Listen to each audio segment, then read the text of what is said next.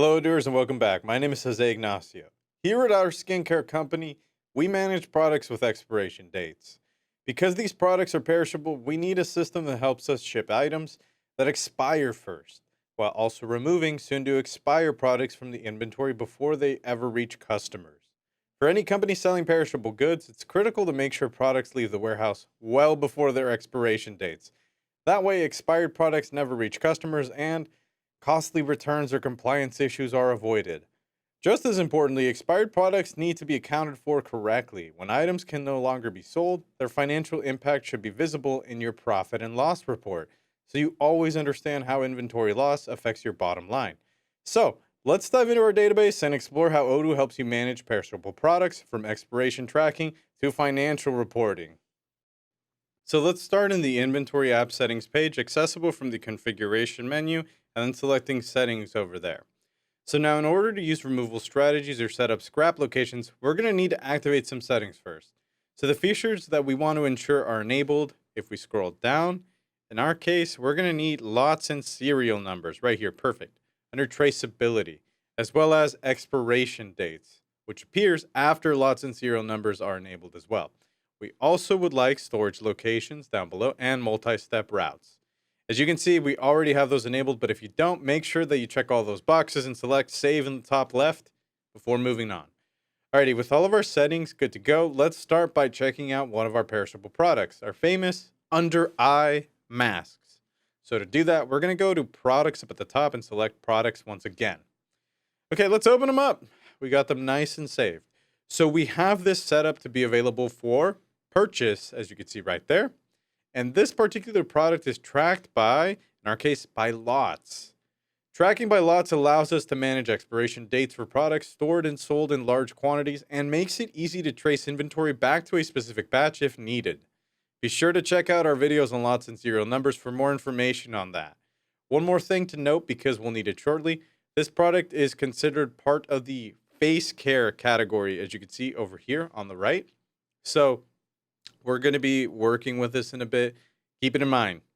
Next, let's open up our inventory tab over here and let's scroll down. All right, perfect. We're going to talk about our expiration date settings. As you can see here, the expiration date checkbox itself is checked over there, and that caused these dates to appear down below. Of the 4 date fields, expiration date must have the biggest number. And this is because the expiration date fields are calculated based on the expiration dates. Math. So the manufacturer of our under eye mask states that they're generally good for 3 years after production. We add in our case, a 6-month buffer. Why? So that 2.5 years or 910 days. This means that if I receive the eye mask today, we, and of course the customer, typically have 910 days until the product expires. On the date that the product expires, the person tagged in the responsible field that we happen to have up at the top, well, they will be notified that the lot has expired, and I hope they do something. The best before date is the number of days before the goods start to deteriorate.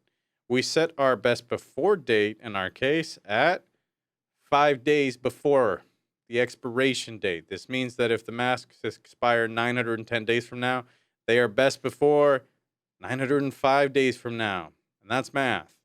Below, we have our removal dates, which corresponds to the date the product should be removed from stock, either by being sold or disposed of. In this case, we want to dispatch the mask over here from the warehouse 365 days before the expiration date.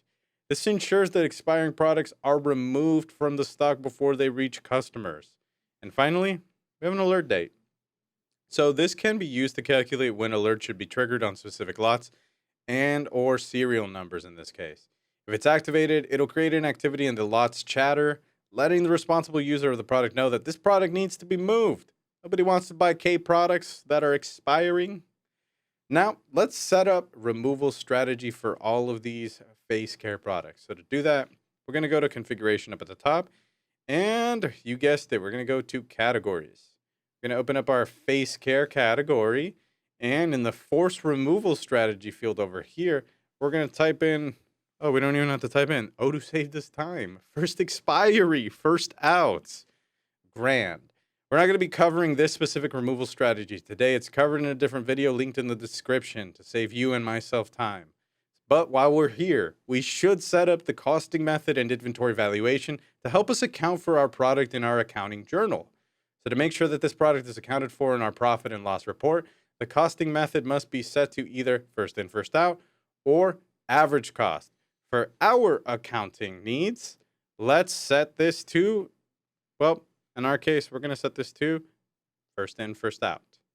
Okay, so this tracks the cost of incoming and outgoing items in real time and uses the actual prices of the products to update the valuation.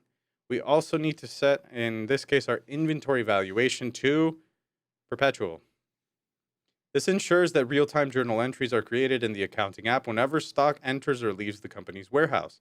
Finally, click that manual save button up at the top, just because we're paranoid. Perfect. Now that we have our product and its category set up, let's quickly review how to set up a scrap location and loss journal. So we're actually going to go to configuration and then locations. So here you're going to see a list of all your locations. By default, this list is filtered to show only your internal locations or the list of locations that have corresponding physical locations in your warehouse. Let's actually go over and remove the internal filter on this list. And now we can see all of our locations. So we've already set up a location specifically for our items that are being scrapped or that we're getting rid of due to some sort of defect. And let's open it up. It's called WH/scrap location. So inside of here, you can see that this is set up as the inventory loss location type, and you can see that over there. We can also use this form to specify which loss account to help us account for scrap product. This loss account is required for scrapped goods to appear inside of our profit and loss report. This account should correspond to our company's expense account for depreciated or lost products. In our case, we're going to click in and select 605555 scrapped goods account. Perfect. All right, we're going to save once again using our nice little icon, and great. Now, whenever we actually scrap products to this location, they will appear inside of our profit and loss report under this account. When working with perishable products, although we may do our best to sell them well before they expire, there's going to be times when we have to deal with soon-to-be expired stock. When we set up our products earlier, we specified alert and removal dates, both of which are ultimately based on the expiration date of our product. We can set the actual expiration dates for these products when they are received, and we can update those dates directly on the lot form, which you can access from the lot/serial numbers page that we're going to see in a second. And also great news, Odoo will notify the responsible user for each product to ensure products are rotated out of inventory before they reach customers, which would be great. And it's super easy to see which products are about to expire right in the inventory app. So let's actually open that. So we're going to open products, lot/serial numbers. So by default, this is grouped by location. So let's actually remove the grouping over there. And then we're going to filter by expiration alert. So this filter displays all the products that have reached the alert date threshold set on the product form, including both soon to expire and already expired products. And to be sure that we can see the number of products on hand, we're going to click the adjust icon over here on the right side of the column list. It's that nice little dot and the slash or the dash, small doopsie. And we're going to select on hand quantity. So as you can see here, we've got one lot that is expiring soon. Eye mask lot 1. We have 20 eye mask kits that we haven't had the chance to sell. It's kind of a bummer, I'm not going to lie. So to ensure that these products are removed from inventory and accounted for inside of your profit loss report, you should scrap them. So let's open up the operations menu and we're going to select scrap. Here you can view a list of all of the scrapped items inside of your inventory. Let's create a new scrap border for these expiring under eye masks. So as you begin, we're going to select new. Let's select our under eye masks as our products, which of there are 20 for our nice little quantity right there.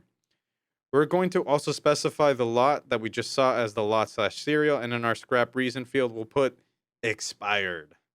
To make sure that these items appear in our profit and loss report, we should also set the scrap location to WH scrap. Then we're going to click validate. Then if we open the reporting menu over here up at the top and select moves history, we can see right here at the top our scrap order, moving our products to the WH/scrap location. All right, let's go and quickly see the scrap products reflected in our profit loss report. let's go back to our list of apps, and then we're going to open up, in this case, from our main dashboard, we're going to open up the accounting application and click reporting, profit and loss. If we expand the expense line, we could see that our scrap goods journal appears right there. And if we were to click into the general ledger for this journal, we would see journal entries for our most recent scrap goods right here.